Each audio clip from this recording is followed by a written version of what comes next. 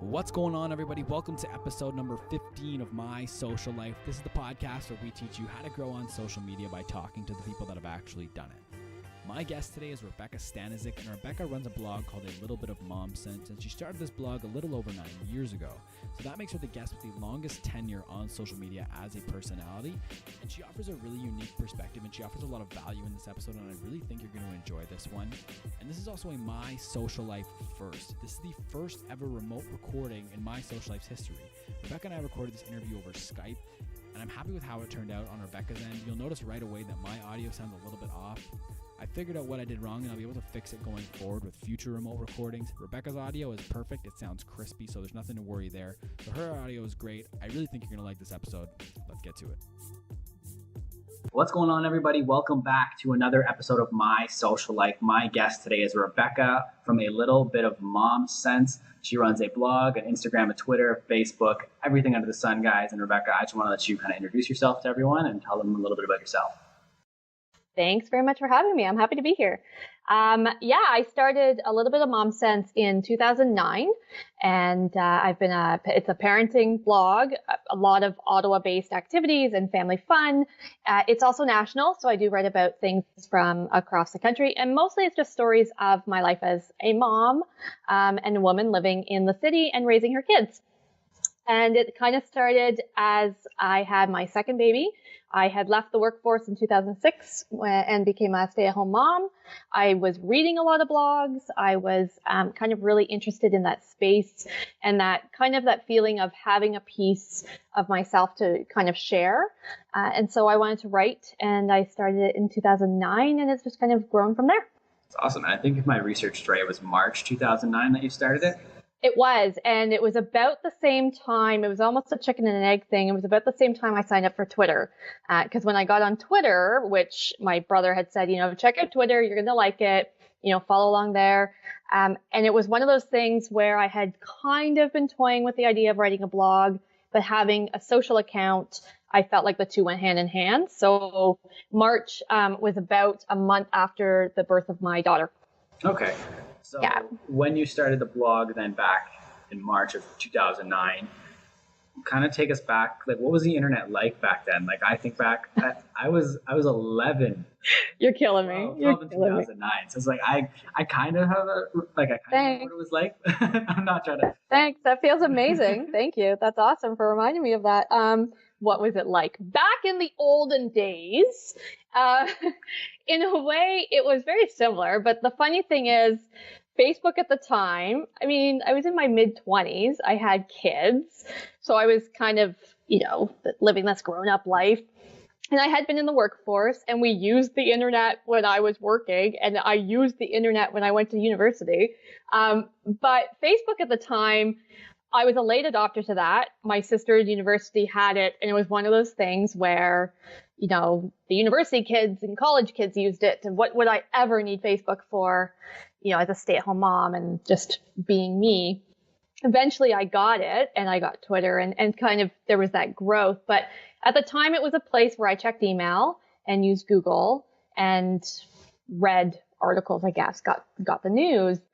So it's been interesting to see the growth of social media in kind of a different way as a consumer, as somebody who uses it, but then somebody who also works at it. Because when I started it, Instagram wasn't a thing, and Snapchat wasn't a thing, and there was Foursquare at one point, right? Like these things that don't exist anymore that we don't use. So we've kind of seen these waves go. But for me, it was an email machine and a Google machine for a very long time. So it's kind of funny that when I started to blog, and it was this sharing tool and a journal, ultimately that's what the blogs were. And, these kind of connectivity pieces came together. I think that's partly why, as a stay-at-home mom and other, people who were using it, it kind of boomed for me in a way, because there was that connectivity piece that I couldn't get easily. I used to joke that if I was going to the park with my kids, I wasn't going up to somebody at the park and being like, "You have kids too. This is great. Let's chat." Just no, thanks. Have your kids play over there and I'll do. I was never that person. The introvert in me was never going to be that person anyway. But on Twitter, it was easy to do that. You would just randomly message someone or reply to someone's tweet and say, yeah, me too, or I love that too, or so it's been fun. It's been a good thing, yeah. So when you started, you said you were reading other blogs. Was a blog similar to your kind of content that you're doing now? Yeah, absolutely. There was, the pioneers of kind of these large mammoth collaborator sites. So savvymom.ca I was reading, which is actually a site I now freelance for. Yummy Mummy Club at the time, Urban Moms was one, so very parenting focused. I also read a lot about women entrepreneurs. I was reading a lot of, small business owners and moms who were creating businesses via the internet. And I really took an interest in that.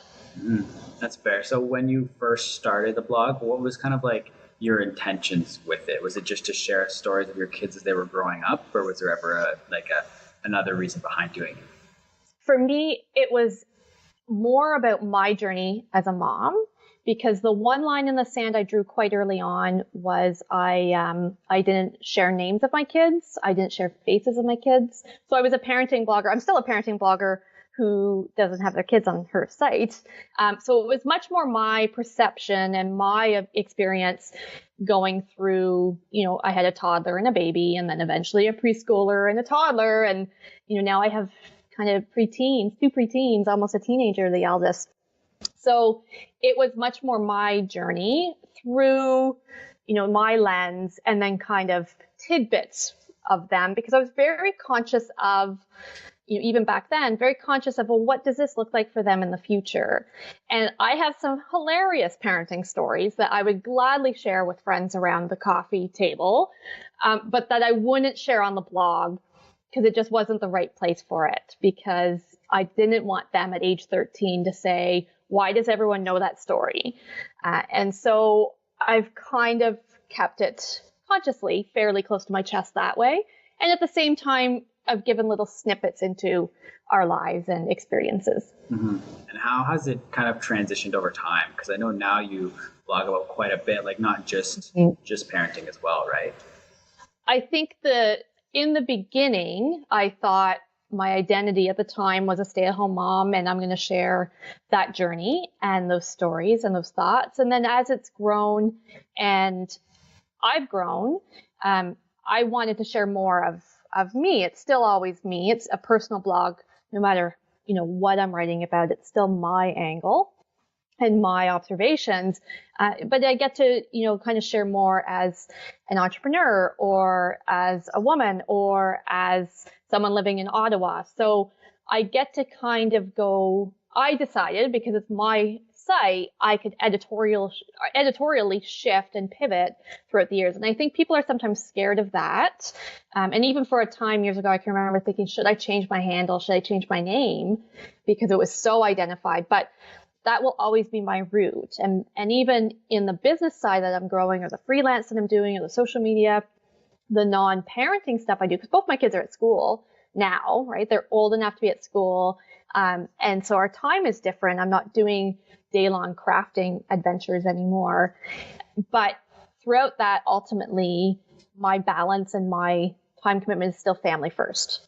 And so I've crafted a career that does that. When I finish recording this podcast with you, I'm actually heading to one of the schools to volunteer for the afternoon. And that balance, I spent the morning writing, I'm recording a podcast, and then I'm at the school. That balance is the life that I have carefully tried to create through this business. Mm-hmm. And just with the name, where did it come from? Like, how did you settle on a little bit of Momsense? So the weird thing is, looking back, I spent way too much time on this, because I don't know if doing it now, if it would be that hard to find a name, because I thought, well, I want something to be identifiable. But I went through, I can remember sitting with a notebook, and I might still have that notebook somewhere. I may have tucked it, pages and pages of ideas. And I actually had a blog that I started when my son was a baby. My first one was a baby, and I had one post up and then it just went nowhere. I'm like, I don't actually know what I'm doing with this or what I want to share, because I'm happy to share stories and I'm happy to share kind of personal thoughts. But I always am still a little bit, I hold things a little closely to my chest. So I just didn't know. And it was Mummy See, Mummy Do. That was a whole other one. And then I'm like, no, I'll change it. And then this kind of was just that play on words and that writing piece that I liked. And eventually when I landed on it, that twist from a little bit of nonsense, which I feel like sometimes parenting is a lot of nonsense, I just ran with it and it stuck. That's awesome. And then so you talked about doing that first blog and only doing one blog post. With your blog now that you've been running, how often do you write blog posts, and has it gotten more frequent or less frequent over time? Definitely the blog is a reflection of what's going on in my life sometimes. So the busier client work is, let's say, or the busier just life in general is, the fewer blog posts seem to get out. This time of year, right now, my blog is just constantly in content heaven, because for me, I love Christmas. I love this time. I love holiday season. So it's really easy for me to come up with content. It's not hard. Plus the sponsored side of things, there's just more work that comes this time of year. Summer is easy to find content, but hard to just sit down and commit to uploading the photos and getting it done. So it really depends on the time of year for me. I'm the type of writer that I have deadlines. I do freelance writing, so I have deadlines and I have to hit them. So you kind of write every day. That concept of writer's block, you push through it no matter what. I just think in the list of things, a little bit of mom sense, because I own it, it tends to, if I'm not posting 3 times a week, I'm posting 3 times a month. And so it just, that fluctuation is probably because I don't always commit to that when I should be. And then other things happen and I'm like, oh, but it's okay because it's mine. But yet when I commit to being consistent, and that's my whole shtick as being a content person, I love consistency in content. I can see the numbers increase and the readership is better. And my enjoyment for the blog increases when I'm consistent with it. That's fair. And one thing you did touch on was content and how it's easier to find content right now just because you love Christmas. How has it been finding content for nine years since you started the blog? Like how you have been coming up with new and fresh ideas every day, all the time for 9 years? I think the benefit of having a personal blog is that it's constantly a journal. It's just storytelling at the end of the day. So because years ago, I consciously monetized the blog and turned it into more of a business, the angles I take and, how I approach things are a little more formulaic, but at the heart of it, it only works when it's a story.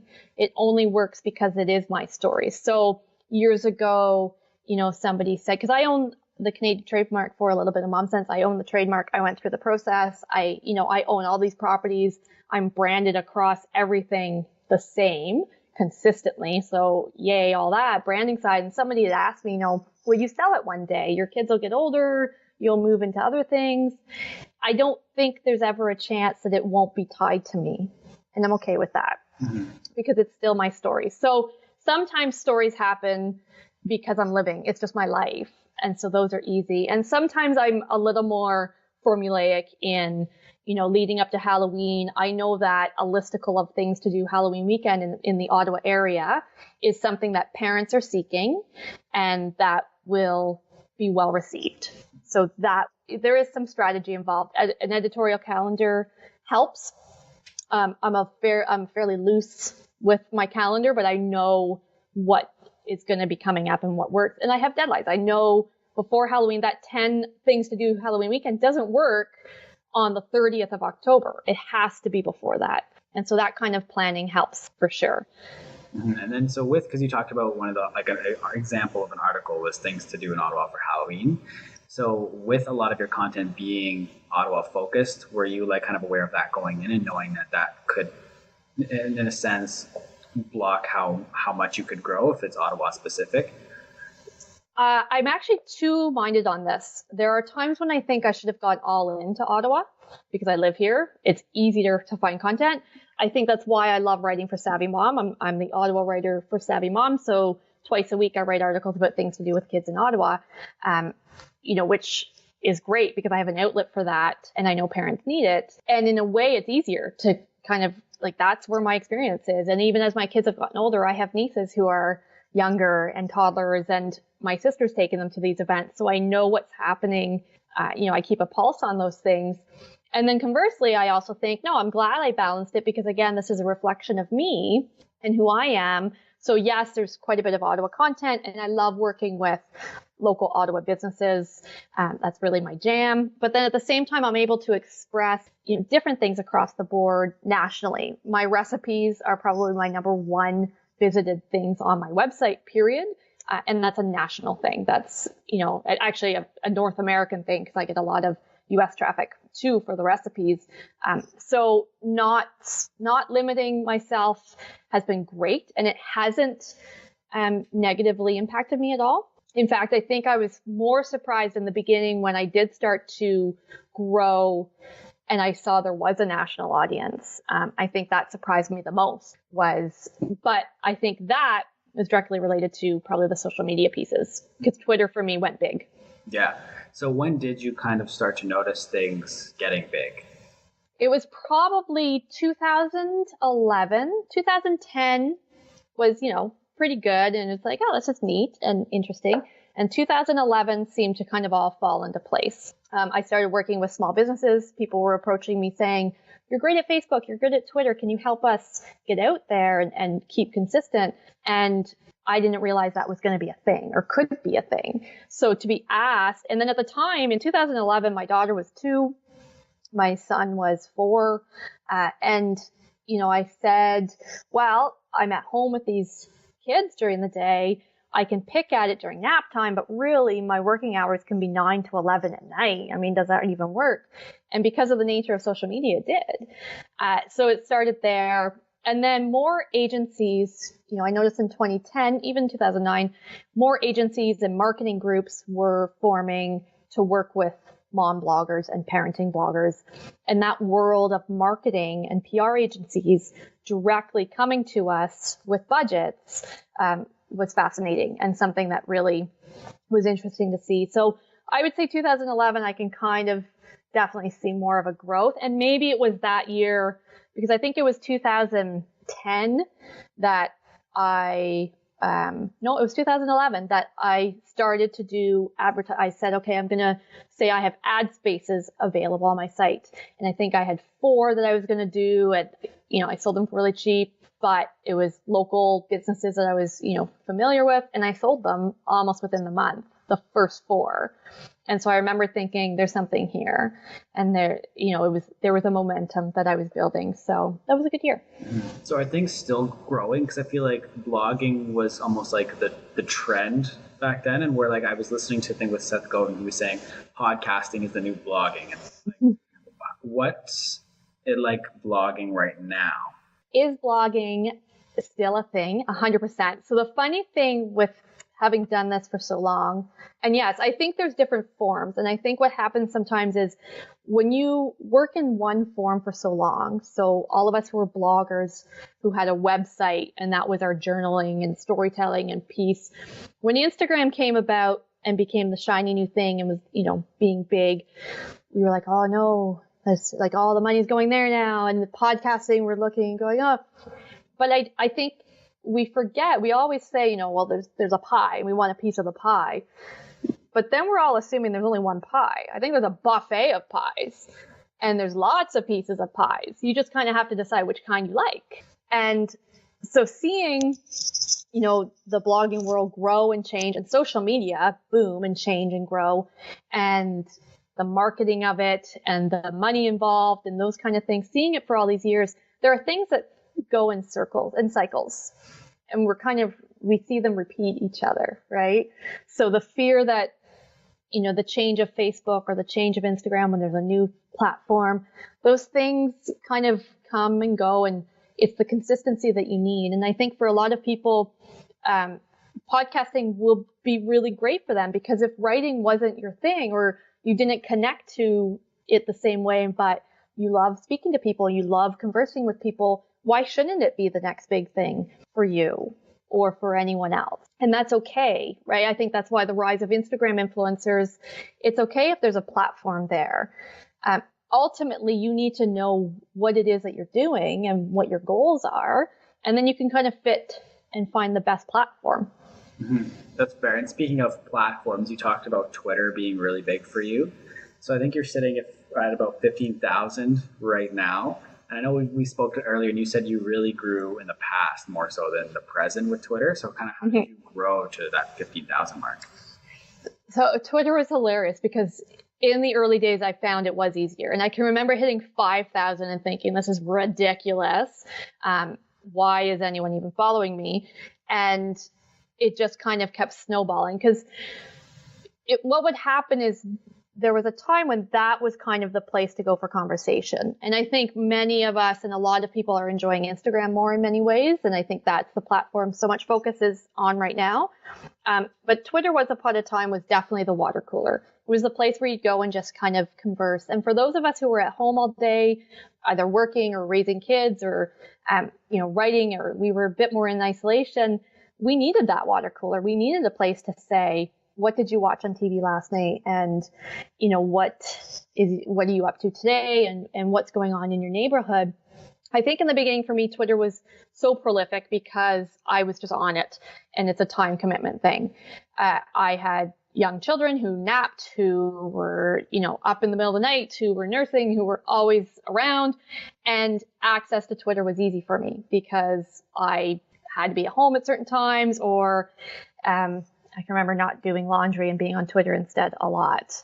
So that time commitment, I can't dismiss that. And I'm not on Twitter as much. I still love Twitter, but I'm not on it as much. So the growth isn't going to be as natural now because it's just my commitment. What I give to a platform is going to see more of a return. I think the other thing is I had some really positive successes. I was, listed under certain websites, or I was freelancing for websites. So that retweet sharing bit, there was a time when Twitter parties were huge and many of us hopped on those. I moderated some of those, which always increased numbers. Can you elaborate a little bit more on what a Twitter party is? Oh, Twitter parties. So there are still Twitter parties. Not as many, but there was once upon a time where it was big and it was marketable, and brands saw a way, and they weren't always branded, in fairness, but I will say that a lot of the ones I did were branded. There was a way for people to talk about a brand or a product at the same time via a hashtag. So the party would claim a hashtag, and then if you follow that, and so this also worked for Twitter chats. I was involved in writing chats, and I think there's the 5 a.m. Writers Club is still one of them for authors, and people doing a NaNoWriMo and that kind of thing. And you would follow the hashtag, and within that allotment of time, an hour usually, you would answer questions, and you typically have a chance to win a prize. If it was a chat for a conversation, you would learn something. And I remember, hopping on travel chats and hopping on social media, conferencing chats, that kind of thing. And that definitely helped grow at the time. But yeah, the parties would come and go, and it was interesting. It was just wild. So it wasn't like a physical party that everyone attended? No, but having said that, once upon a time, there were these things we did called tweet ups. And it was a thing. We would have an Eventbrite page, and I can remember different people would organize it, sometimes for fundraising, sometimes just for get-togethers, for dinners, whatever. And we'd go offline and meet. And it was interesting. But then keep in mind, during all of this, there was then this rise of conferencing and conference of opportunities in the social media world.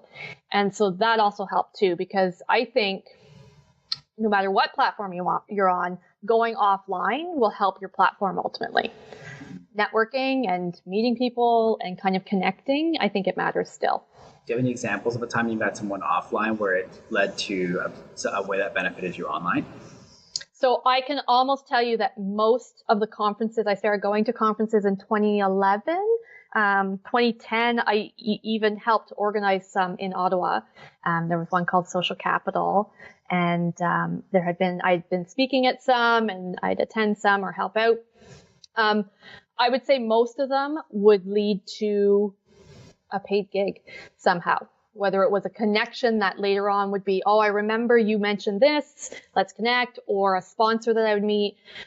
Typically the freelance stuff did well because I think being in front of someone and explaining who you are and what you do is very different than being online, and there's more potential there. So for me, every time I go to an in-person event, I see it only as a positive in many ways. Mm-hmm. With these events, these speaking engagements that you're doing, what are you usually like the topic of your talk? Like, what does that usually look like? So I've done topics that are specific to platforms. So I used to do a Twitter roundtable, let's say.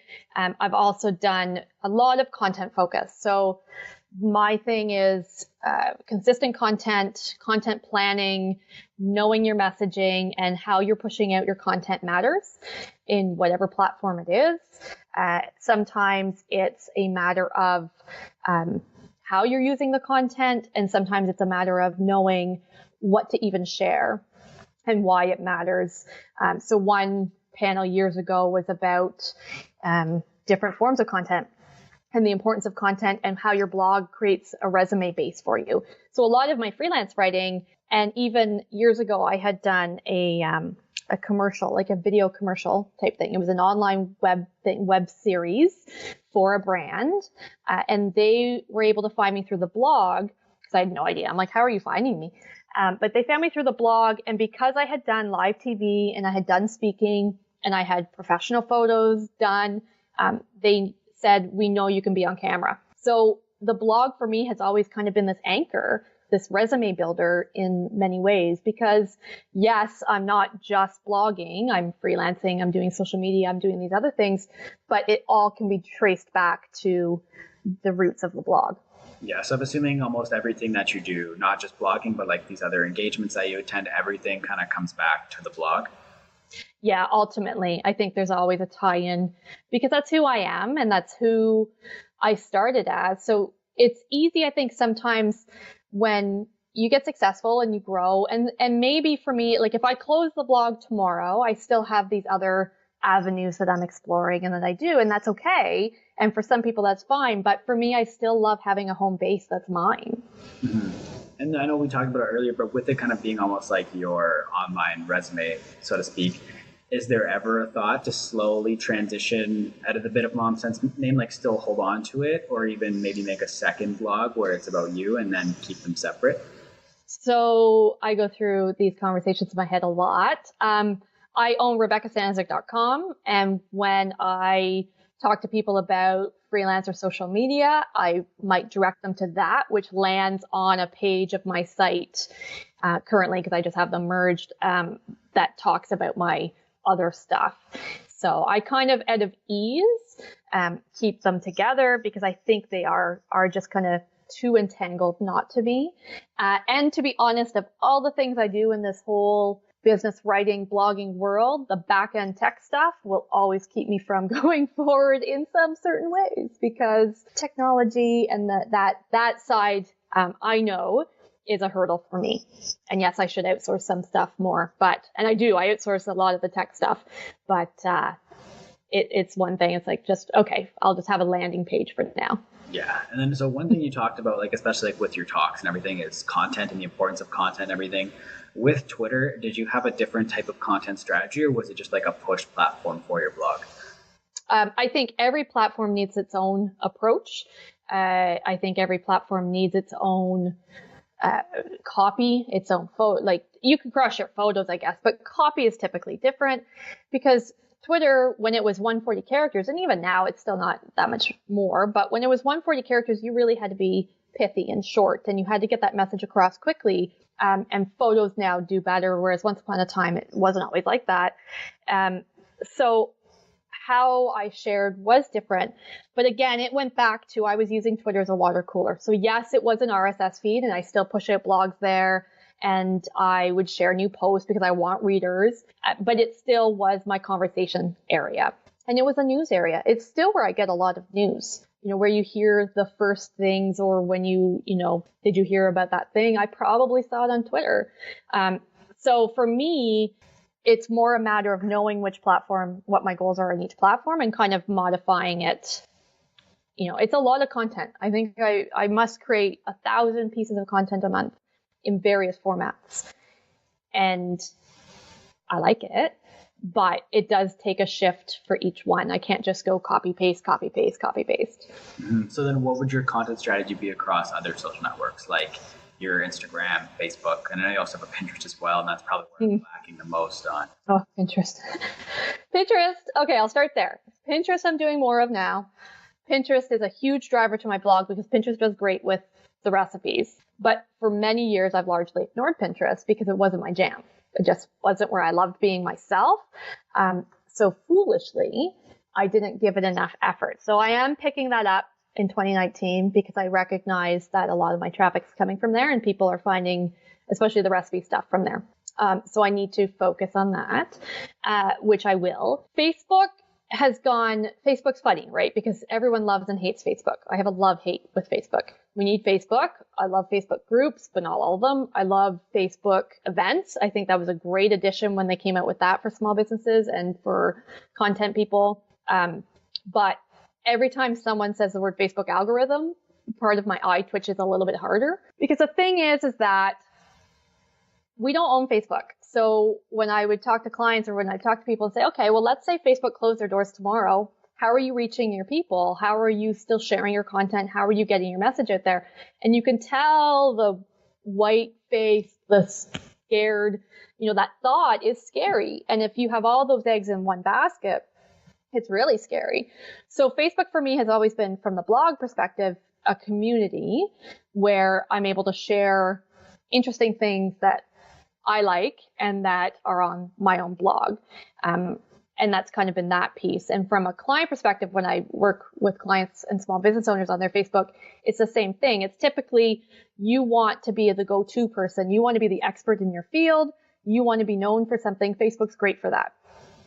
And the rise of groups. Yeah, I actually wanted to talk about groups because that's something I'm definitely see cropping up a little bit more. I know they've been around for a while now, but I'm really starting to see people talk about them, especially with the Facebook algorithm, because I know they changed recently where you're going to see less brand pages and stuff like that because they want it to be a more meaningful experience when you're on the platform. And I might be wrong, but I'm pretty sure groups falls under something meaningful that Facebook's algorithm sees. So kind of talk about the importance of Facebook groups and stuff. I think the biggest thing with groups is they can be hugely successful. And I think what's nice is that there is something different in your mind that you're thinking. If you're with a page, it feels more public than a group sometimes. So in a group, I think you feel like you're at a networking event a little bit differently. You're in a smaller room, if you will. Whereas a page, it's everyone's out there. So if I comment on this page, I just don't want to deal with that. But in a group, I might be more conversational. And I think people who run groups and give them the attention they need and have a goal for their group and have clear rules do well. Those who start a group because they want to beat the algorithm from their page, you'll see those flounder. It just won't be the same momentum because you want to give people a reason to be in there and you want it monitored. So some of the best groups I'm in have clear rules with very kind people, giving people, and if there's a concern or problem, they shut it down, they're gone type thing. And that's, I think, important because if you let it just flounder or let it do whatever, it breeds some problems, especially if you're branding it. If this is a group for your business, you want to manage that. Mm-hmm. Do you have your own Facebook group or are you just in others? I don't. I'm in others. Yeah. I have considered doing a Facebook group for the social stuff because every time I talk about social media, I share it on a Little Bit of Momsense. People are used to it, I think. But I think, maybe I should. That's where the separation is actually. I question that more than even having a separate website. And then I think maybe a group would work. And then I'm not ready to commit the time to it. So it wouldn't be good for my brand to have a half okay group. Have you noticed that groups have kind of helped you get more readers to your blog? Yeah, groups can be great for community building. And definitely even just getting out there, I think, because you're able to share and people care. People are really genuinely happy for you. And it's not always necessarily the blog, but as a whole, my brand as well in groups, or I like being in there.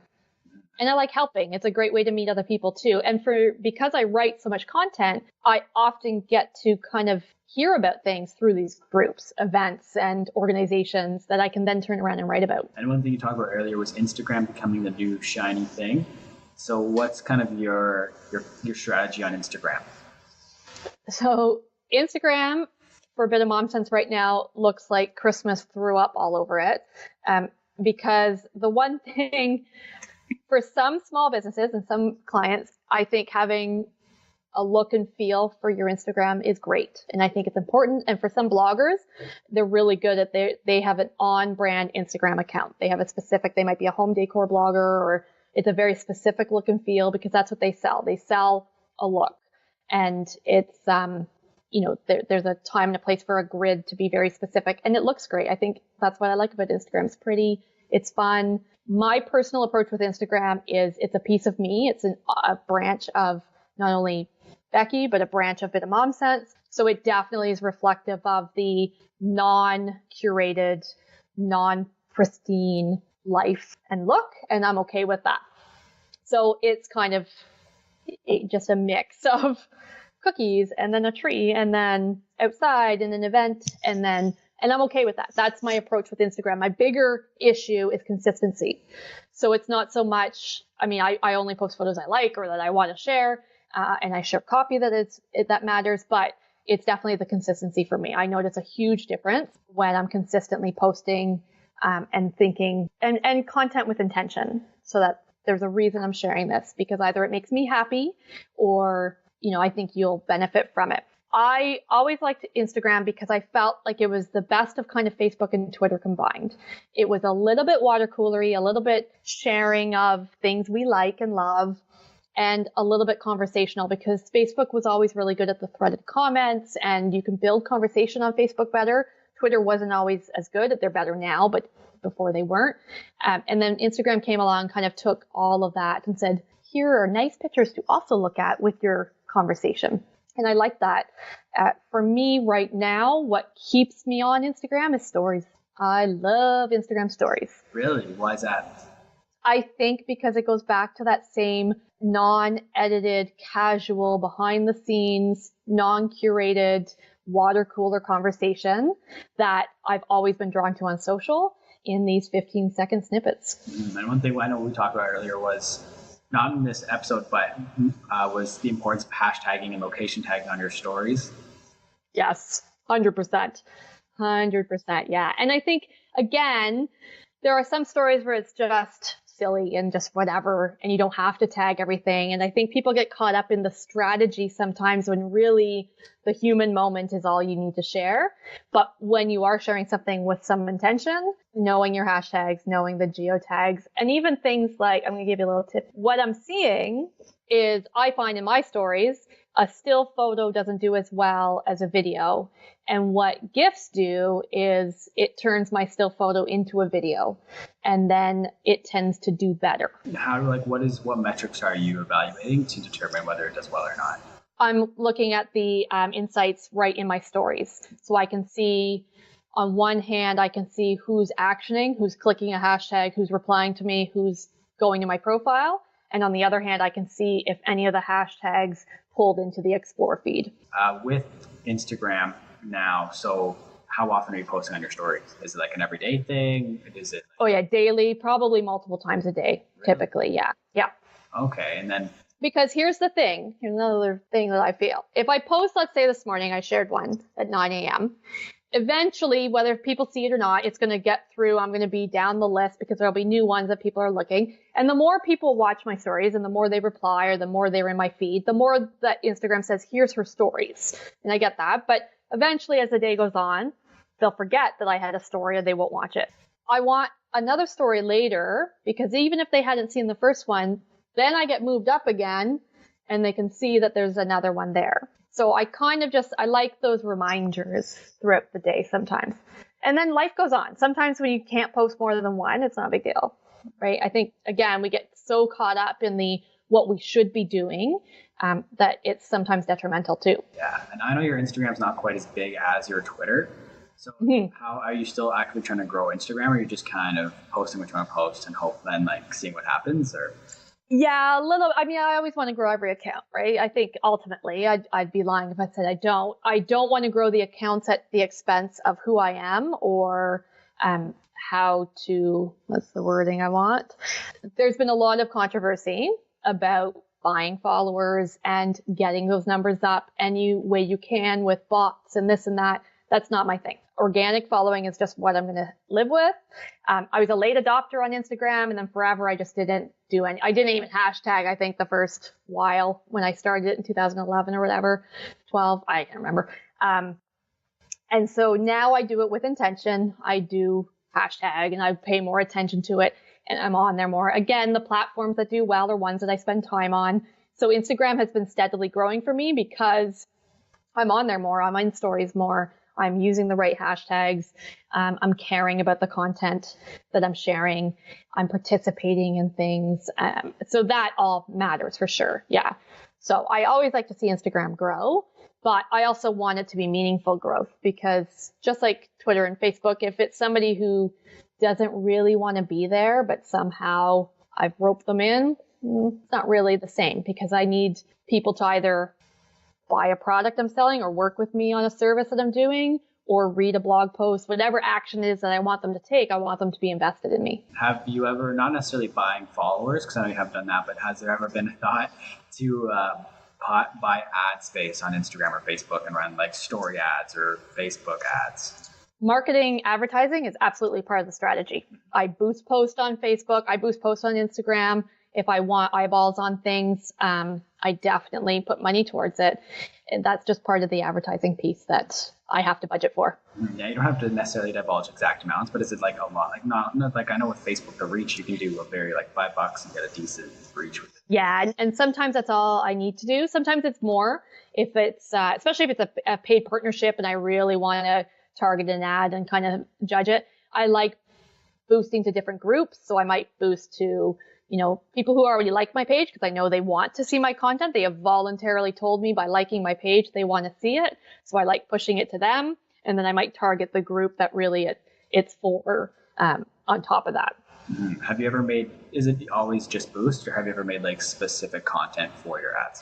Yeah, I've done specific ads as well. Yeah. So it depends on the goals. I tend to do the ads if I need more of an action. I like to do an ad. And right now you can do story ads. So that's my new thing I'm playing with right now is especially for clients because I want to, like all the new stuff comes out and then I kind of, Bit of Momsense gets tested on so that I can do it for other people. So I am playing with story ads right now to kind of see what those look like because that's a custom dimension, right? So very different when it went vertical. Everything went vertical for stories. So everything changed. It was neat. Yeah. And then, so I know a lot of your content right now, it's not very video based other than your stories. It's a lot of photo based, but I know you do have a YouTube that you use every once in a while. And is there ever an intent to do it more consistently or what's your strategy with that? I feel so called out. No, every year. And I swear every year since probably 2010, beginning of the new year, I have business goals. 2019, I'll have new business goals. Every year, I swear, I have video as a goal every year. And I go to workshops. I've paid for supplies, products. I've paid for learning tools. I've paid for editing software. I've used them infrequently. That's that technical hurdle that I always put on, and I have to get over that. But every year, my plan is to do more video. I think it's this combination of, because even when Facebook Live was a lot of Facebook Live, I did Facebook Live for a bit. And I'm like, who's watching this? Why am I doing this? And it's silly because there is value and there's lots of people watch video. We see that. We see the stats are huge for YouTube. We see the stats are huge for video. I think that's one reason why Stories and I get along so well is I'm able to do video comfortably without the commitment. That's fair. So yes, I plan to do more video again in 2019.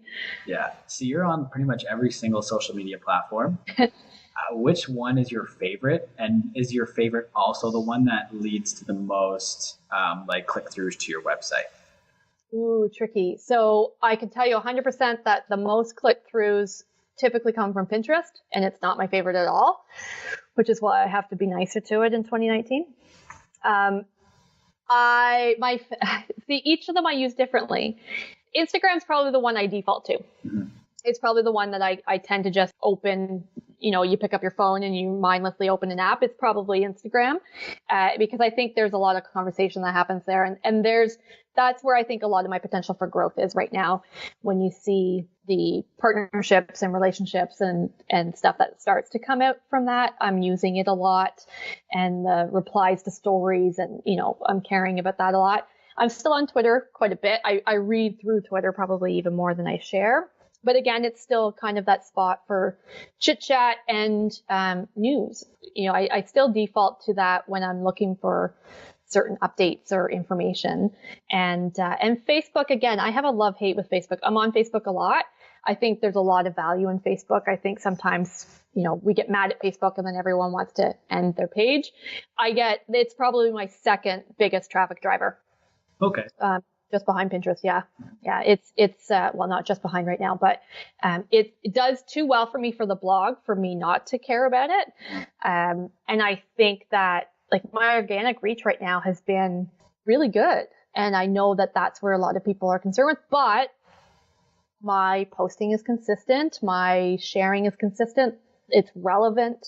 I think sometimes we forget that if people are liking our page, it needs to have some relevancy to why they're going to stick around. And so it still works too well for me. I think that's interesting because Twitter is where your most followers are, but Pinterest and Facebook, I think Facebook might be where I think you're 1.9 thousand on Facebook. Yeah, I haven't hit 2 yet. Yeah. Yeah, but it's one of your best drivers to your website. Yeah. And I think that speaks to the community and the importance of, and this is where we get so caught up in numbers that become vanity numbers. And Twitter absolutely still does well for me. I get click-throughs. I still get partnerships from Twitter. I know that there's relationship building on Twitter that happens because if you think about the journalists and the other businesses that are there, it's a relevant place for me to be still. And certainly, neighborhood on Twitter, like Ottawa on Twitter, is great. It's a thing, right? I can get lots of news and information and chat with people that I don't always see on other platforms. But Facebook is a community-based where, like I said, they've chosen to like the page. They want to see what I have to say. And I think that's very relevant. And I think with the numbers, as we look at them and everyone's trying to get, I want 10,000 on Instagram. Of course I want swipe up in my stories to share my blog post easier. Everyone wants that. But we forget then that if I have 1,000 people and only one person really cares about my content and potentially will either click through or comment or tell me they like that brand or buy from me or work with me, whatever it is that I want them to do. Or if I have 100 people and 10 of them are invested to the point where they're ready to, commit to something more, I'm going to take that smaller group every time. Right? So I think we forget that sometimes when we're looking at numbers. That's definitely a thing that came up on this podcast before. It hasn't come up in a little while, but it was Kevin Kelly's 1,000 True Fans thesis, where it's better to have 1,000 people that will actually convert than 10,000 that won't. It's just that kind of mindset. Love that. Yeah. Mm-hmm. But one other thing, so with posting everywhere and producing so much content, where do you find the motivation to do it and to keep doing it? Some days I don't. No, I don't know. I think if I didn't love it, I'm the type of person, especially because this is my own business and my own, choice of how I spend my time. I mean, it's gotten to the point now where, when you build a career out of something, if you pivot, then that's a scary thing in its own self. But I'm the type of person, if I didn't like doing it, if I didn't love doing it ultimately, there's no way I could continue. I'd be a ball of stress. I have enough anxiety already that I don't need more. And there are moments, and I've learned that over the years, there have been moments in time in this career where I said yes to something and I said, I will never say yes to that again. Because in the moment, either the money spoke to me or I felt like I had to, when you're in a position where, especially in the beginning, when you're trying to grow, and there would be times where I would think, if I say no to this, an opportunity will never come again like this. That's never the right reason to say yes. So over time, I've gotten very good at the word no. I've gotten very protective of my time in how I balance it for my family and the business, and the writing. And I think those choices have helped me along the way. And I've just gotten better at it. So because I like what I do, and because I do so many different things all the time, it feels like a new project every day. And that change. I very much like that. Yeah. So sometimes it's hard. There's times where I'm creating something, or I'm in Canva, or I'm writing a blog post, and it's not happening. So I have to shift. I have tools to just I have to leave the computer. And there's times where those lines blur and I'm not good at balancing it, or I take it to heart, or I, think about it. I wake at 3 a.m. and I'm thinking about it. I don't like that, but it comes with who I am, I think, part of it. Mm-hmm. And once you mentioned the different projects every day and doing different things, we've talked about it's come up a little bit, but is some of the opportunities that have arisen because of the blog. And it's like just one being the writing for Savvy Mom, like a blog to read. Other things I have written down. I had the speaking engagements and the conferences written down, TV appearances, workshops. Like, how does it kind of like looking back now, all the things that you've done? Do you kind of feel like a sense of pride, like accomplishment for everything that's happened over the course of since starting the blog? Absolutely. And I think there's times where I don't stop and realize that enough. I think many of us do that because there's times where I tell myself, stop thinking that you're only as good as your last post. So we make a post and it does whatever platform, blog, whatever, Instagram, and it does well, let's say, or it does terribly. And we hold that. Then we make a new one and we're constantly having to go to the next one, carrying the last one. But we're more than the sum of just these pieces of content.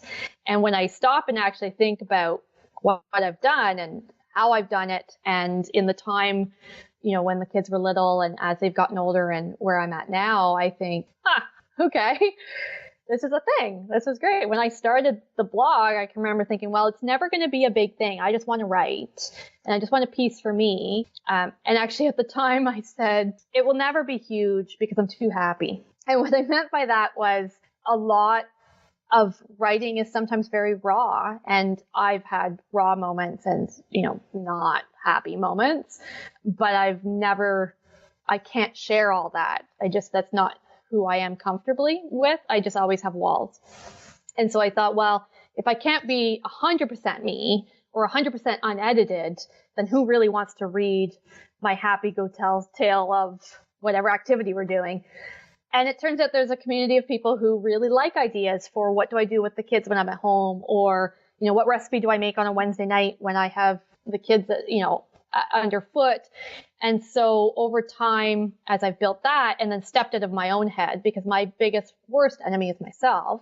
And I say yes to things like speaking and, workshops and kind of doing these and the media and the TV appearance and stuff. When I say yes to things that usually would be very scary for me, it's been very good and very positive. And frankly, I've had a really supportive community of friends and fellow bloggers and influencers and small business owners who have been super, extremely helpful and supportive. And I don't think I could have done any of that without all the support I've been given. Even at home, my husband, when I said I'm going to start this, he was like, of course you will. You'll do great. It'll be good.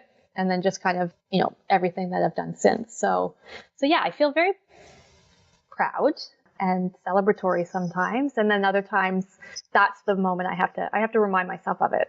Too often. Maybe I have to say, stop, look, it's good. I think one thing that's cool along the way is kind of the relationship you've built with small businesses and how they support you, but you also support them and you help promote for them. And they were kind of some of the first people to buy up ad space on your website. Absolutely. And I think that was a big chance for them too, right? I mean, small business owners only have so much money to go around and they're working very hard. So to take a chance on somebody who is just kind of building up this presence and this influence at the time was extremely, I very much appreciated it. And in exchange, I mean, I'm very loyal to the people I partner with and I think it's a valuable partnership at times. And there are some horror stories about you work with, influencers, or you work with a blogger and you just don't get the return, or you work with them one day and they work with your competitor the next. And yeah, that feels icky and that's not great. But I think when the partnership is genuine, there's so much potential there. That's actually kind of one of the next questions I was going to ask. See, we're segueing so well. What makes a positive experience versus a negative one? But I guess kind of just that the connection and the genuine connection is really important. I think the truthfulness, the authenticity. I think some people, if you vet and you really research who you're going to work with on both sides. I think it's important. And brands and small businesses, when they're working with influencers or bloggers or people in the space, sometimes it's not just enough to kind of look at what they've recently done. You sometimes have to go back even further and say, when they worked with that partner and said they loved it or they're going to try it or whatever, where are they with them now? And you kind of want to see how that looks and build those relationships for sure. But I think the successful ones have a lot of communication too. Yeah. Speaking of communication, what's the first point of contact usually like? Like, do you reach out to brands? Do brands reach out to you? A little bit of both. Part of my 2019 goals is to pitch a bit more and kind of have a dream list of people I want to work with. A lot of my opportunities with brands have been through agencies, so marketing firms and PR firms. So when they're looking for bloggers. And then in the small business sector, it's been a bit more, a little bit of both where, I say, here's what I do and here's how I can help you. Or they say, what can we do together and kind of build a relationship that way. So there's definitely a mix there. But I need to pitch more. I think if bloggers are listening and they're not sure, pitch. Because the worst thing they'll say is no. And the best thing they'll say is yes. I think sometimes that no feels scary though. Mm-hmm. Do you have a media kit that you use when you're pitching to brands? I do have a media kit, yeah, and it's been updated throughout the years over and over again as it's gone along and partners have changed or media appearances have changed, and then, I kind of keep that ready. So what would you advise people to kind of have in their media kit? Typically, you want a little bit about who you are and who your audience is, and you'll want to include partnerships that you've done in the past. A lot of people include numbers, so your stats, but especially in the beginning when my numbers weren't big and I was still getting these partnerships, it was a lot of focused on, who I was and what I've done and the appearances that I've made and how I can amplify the message that you're looking to amplify. That's fair. So one other thing I wanted to talk about along with social media is you kind of do consulting now as well. So, yep. And you said that kind of started 2010-ish, shortly after you started the blog? Yeah, but 2011, yeah. 2011? Okay, so what do you offer when you're working with these businesses? Like, what do you do on your end? So this has been a little bit of a mixed bag as well. In the beginning, it was social media management. So they would need somebody to physically post for them on Twitter and Facebook and social platforms, because the thing with social media, it's free, but there's a huge time commitment. So the platform might not cost you anything, but the time certainly does. And when you're a small business owner and you are the CEO of everything and you're then the marketing manager and the CFO and the comms person and the frontline and sometimes the producer, depending on what you're doing, it's very overwhelming, and outsourcing at some point is required. So I started doing that. And then as I kind of realized that the more I was doing social media day to day, there was a time creep that was happening that I didn't love. So I reduced how much of that I was doing. I still do it for some, but I reduced that and did more of the teaching about how to set up your social media content and what it is. Because what a lot of people were surprised with was how I could find certain articles or how I tied in, a topic into what their business was. Because if you're selling shoes, you're not just posting about shoes. There's more to it. And so when I help people expand on that content vision, I think then it saves them time when they're thinking, okay, well, what am I sharing and why am I sharing it?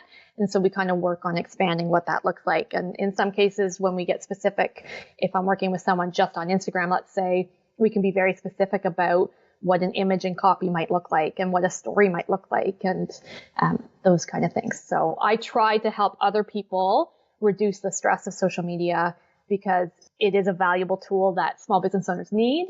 But I also understand that it's not easy for everyone. Mm-hmm. So how do you go about getting clients all through word of mouth for the most part?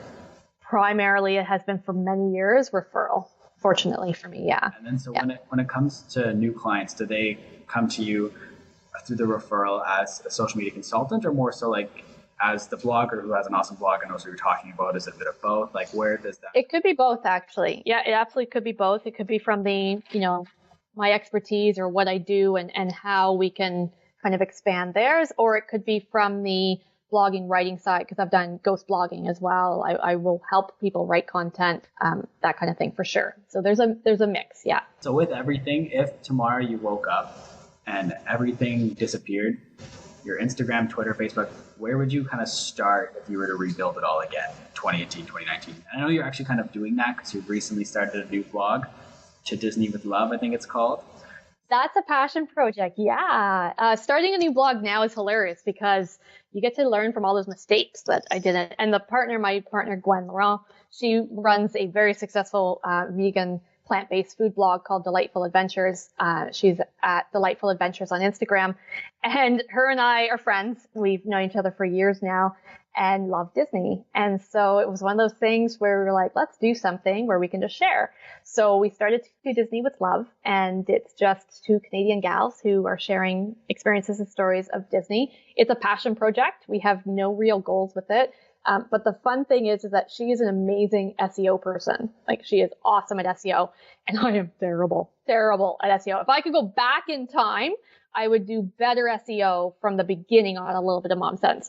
So it's been kind of nice because we've been strategic in those kind of things that I never was in the beginning of A Little Bit of Momsense. So it's been great, yeah. And I think if all the social media disappears tomorrow, I still have my words. So I own my website, and let's pretend the internet doesn't completely disappear and the website doesn't go, but I own my words. And to be honest, at the end of the day, I write, and I love to write.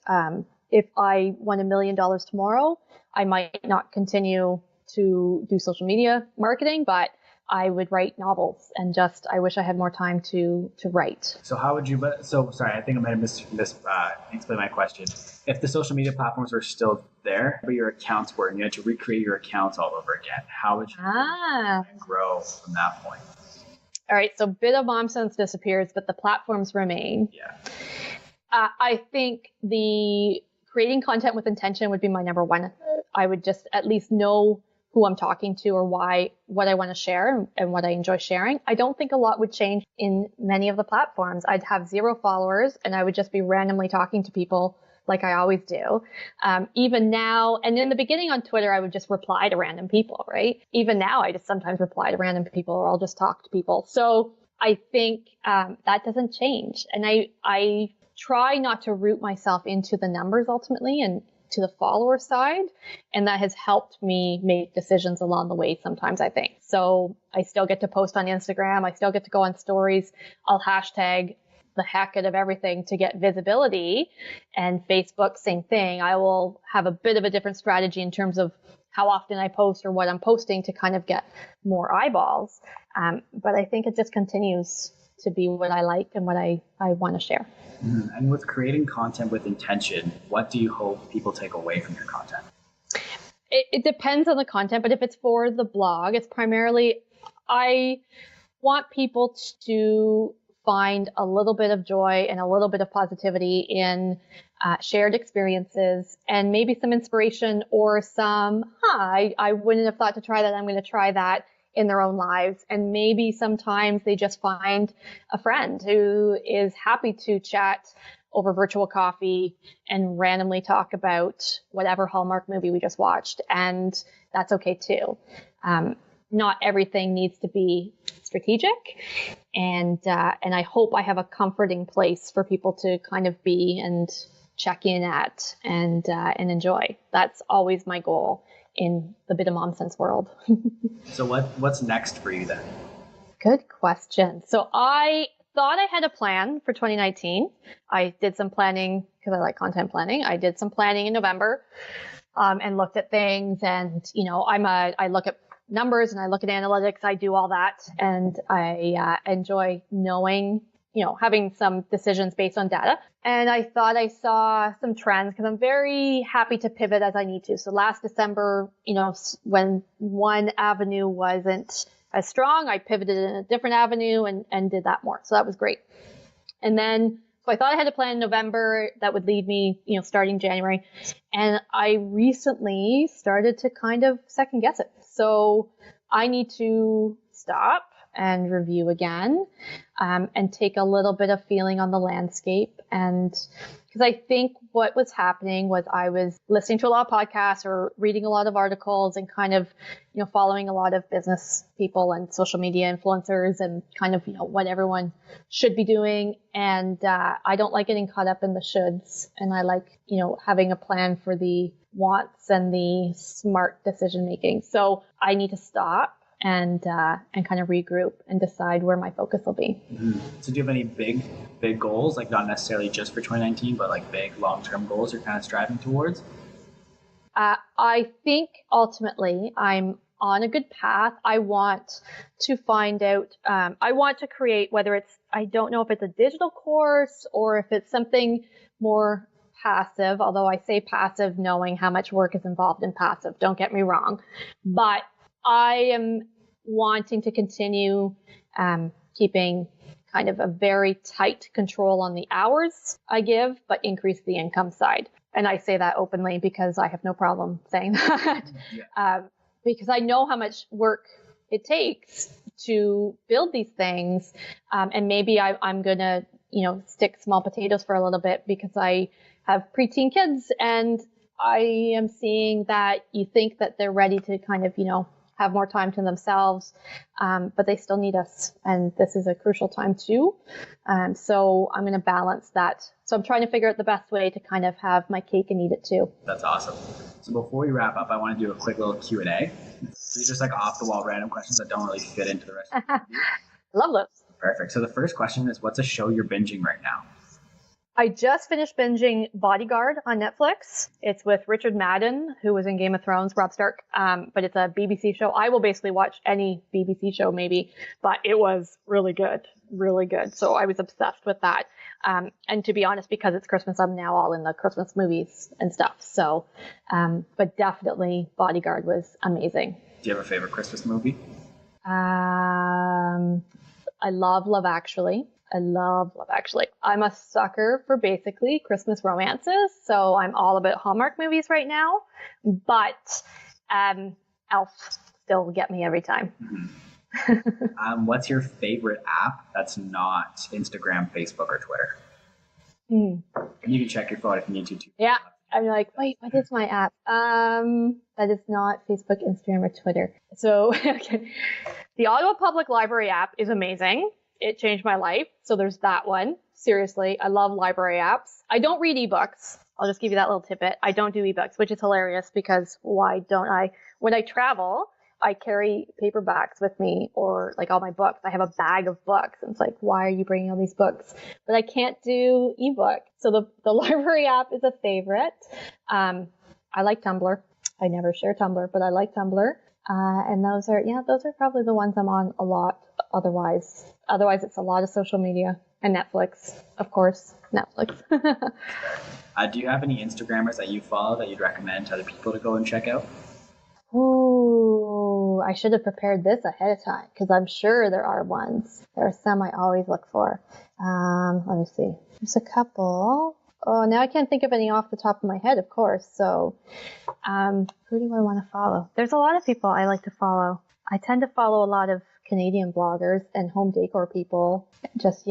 Now I can't think of anything. That's okay. I'm on the spot. There's so many. I'll share some for the notes or something. Do you watch anybody on YouTube that you recommend?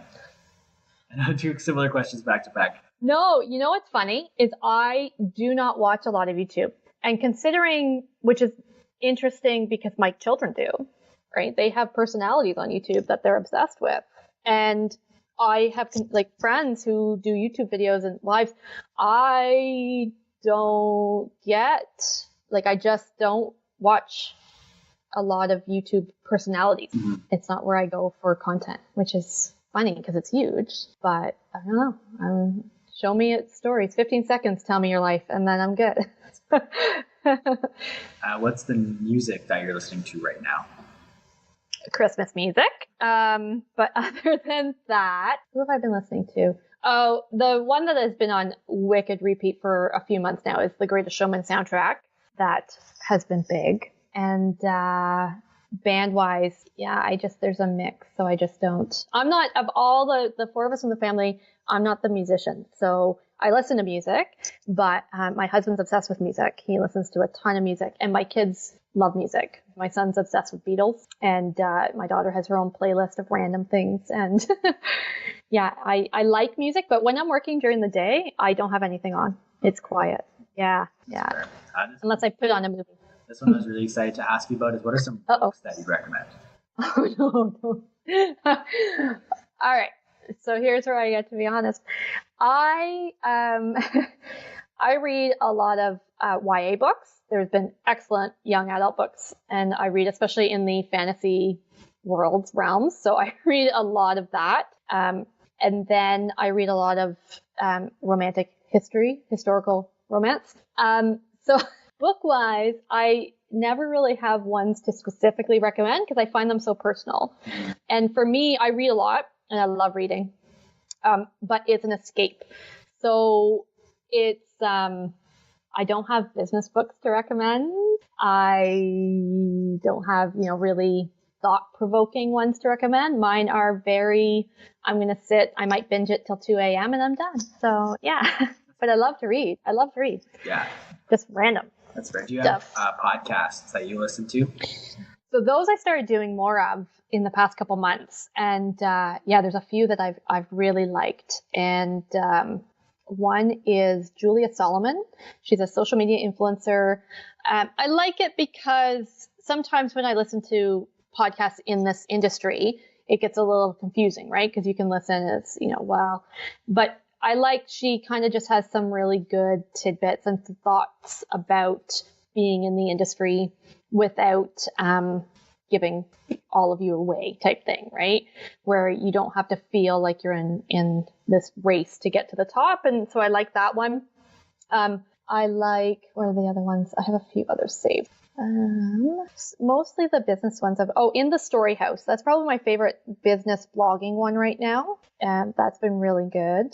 So those are a couple. I have a few on here. What was happening though was I was listening to too many of the businessy social media marketing influence ones and really confusing myself about what I was doing and what I like to do, because that's when I was getting caught up in the should be doings, right? Because everyone's doing this. And then I thought, but I'm not. Should I be doing that? But that's not my goal. So why am I even considering it? So, but some of them are good. Oh, Amy Porterfield's the other one I really like. Yeah, I've listened to her before. She's great. Yeah. Do you have any restaurants in Ottawa that you'd recommend, like a hidden gem or something?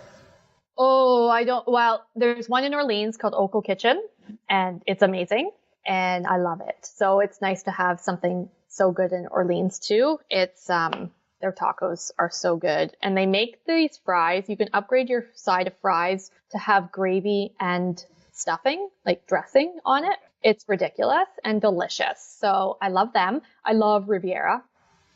I would like to go back there. I love food, and I love really great food and great restaurants, and I wish I could go out to them even more. So do you know who Gary Vaynerchuk is? Yep. So this question I stole from him. It's what are you obsessed with? But it's not like a high level thing. It's like something very random and nitty gritty. Like I bought these new slippers and they're so fuzzy and comfy. I'm obsessed with my slippers. Something off the wall, random that you're just Other than TV, I get very obsessed with movies and TV and characters. So right now I'm obsessed with Avengers Endgame. The trailer came out and I am obsessed with that. And Game of Thrones. Obsessed with Game of Thrones. But my latest obsession is a pair of pants I bought. Mm-hmm. They are from a company in Toronto called Encircled. It's a sustainable, eco-friendly, they're made in Toronto, but they're called the dressy sweatpant. And I can wear them with heels and they look professional, or I can wear them with runners and they look like just comfy pants. And I'm obsessed with them because I wish I had 4 pairs that I would just wear all the time. They're stretchy and soft and they have pockets. They're great. That's awesome. That's my current obsession. I talk about them on stories a lot. That's awesome. The next question is 3 things on your bucket list. Oh, bucket list. I want to publish a novel. I want to travel more, but that seems generic because we like to travel. But Hawaii's on the bucket list for sure. I'd like to get to Hawaii. And the third, I don't know a third one. can you tell I don't plan long-term goals, right? I just kind of like, yeah, everything's good. I'm doing my thing. If something's not working, I'm going to change it. Let's try something new. Yeah, I don't know what the third one would be. Those are two big ones right now, though. That's okay. Next question. So you're going to dinner. It can be anybody, dead or alive, and you take 3 people. Who are you going to take with you to dinner? That one's hard because I don't know. Who would I want to see at dinner? Like, I guess I could pick actors that I would just stare at.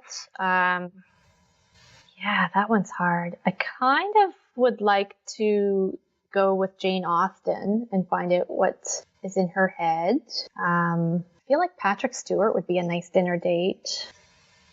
I don't know. Now these are random people popping up in my head. I don't know. Do you have another one, or do you get to move on? Oh, I can't. Yeah. Terrible at these. What's the best advice you've ever gotten? And if you can remember from who, but like if someone asked me this question, I would have no idea. Oh, man. I get a lot of good advice, I feel like. Now I have to think about what's been the best. One thing that's always, and I repeat it a lot over the years, but it's actually something my husband said years ago, and I use it. I think I've used it in talks too. I'm like, I'm stealing this. I love it. But he told me that I can't be jealous of other people's choices. And I think it was at a time when somebody was doing something, probably in this industry, and, it was like, I wish I was doing that. But I chose not to attend or, didn't go. And he said, but you can't be jealous of other people's choices because they're choosing to go one way. And if it works out, that's great. And you chose a different path, and that's okay too. And so that's really stuck with me because I make my choices, and some of them, I have privileges that come with being able to make certain choices, and, even just being able to build a business or stay at home with the kids. Those were privileged choices, and I understand that. But those choices that lead me on my path is different than someone else's, and that's okay. And, I like that because jealousy is something that's not a great look anyway. So it keeps me in check sometimes. Yeah. What is one thing about you that people wouldn't expect? Ooh. What is one thing about me? Probably a lot of things. I don't know. I think people maybe who follow me online or, attend things, I swear a lot more than I post. I swear a lot more than what my social media rated PGG shows. And so I suppose for some people who meet me for the first time, not that I'm dropping words all the time just for the fun of it, but that's probably one. Is that maybe there's a little more swears in our real life chat. What's one thing that you think everybody should know? It doesn't have to be about you. It can be like just something important that you think everyone needs to know. Good question. I think everyone should know what their own goals are and who they want to be, not what they think they should be or what they've been told to be, but who they want to be. And I think that will help a lot. I think sometimes we forget that, and I forget that too. And I think I should be here, or maybe I should be bigger and successful, whatever definition of success is. But my definition of success for me is probably very different than others, and that's okay. That's fair. And then so the last question is actually something, what do you want to know? Like, you get to ask the question. What's the question of the day? Question of the day. Anything. Like, I've seen someone ask who killed Tupac, or like you can ask a question like anything.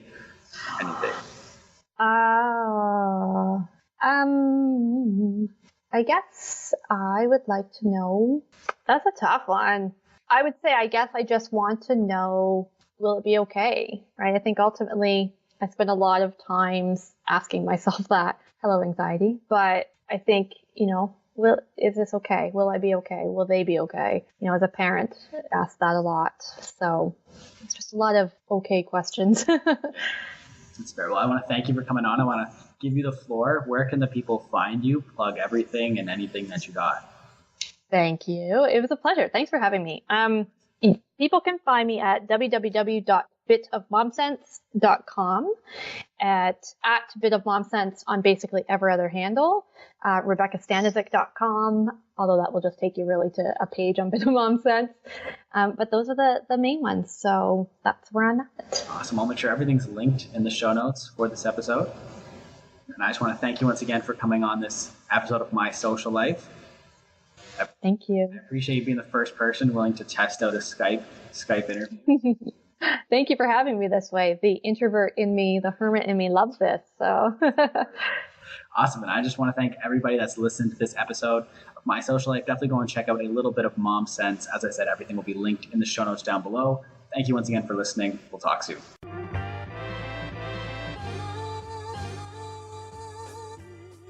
Thank you once again for listening to this episode of My Social Life. As always, whether you've listened the entire way through or you've only listened to bits and pieces, I really appreciate you taking the time to check this out. Do me a solid and go follow Rebecca on Instagram. She's at Bit of Momsense. You can also find her on Twitter at A Bit of Momsense. Her blog is A Little Bit of Momsense. So if you have some time, go check that out. Do some reading. And while you're at it, guys, make sure you leave us a rating and a review. It helps more people find the podcast. Also, if you want to follow me on Instagram, you totally can. I am at the Jacob Kelly. You can also find me on Twitter at the same handle. And I do an Instagram daily vlog on my story every single day, giving you guys a little bit behind the scenes to the podcast, a little bit behind the scenes to my job. I work digital marketing and professional sports, so that's pretty cool. And we got some big things planned for the podcast, which you'll get some behind the scenes access to, some previews as to what's coming. So definitely check me out there. And if you want to follow the podcast on Instagram and see our beautiful faces, I post clips with video of the podcast there. You can find it at my social pod on Instagram. Thank you once again for listening, everybody. We'll talk soon.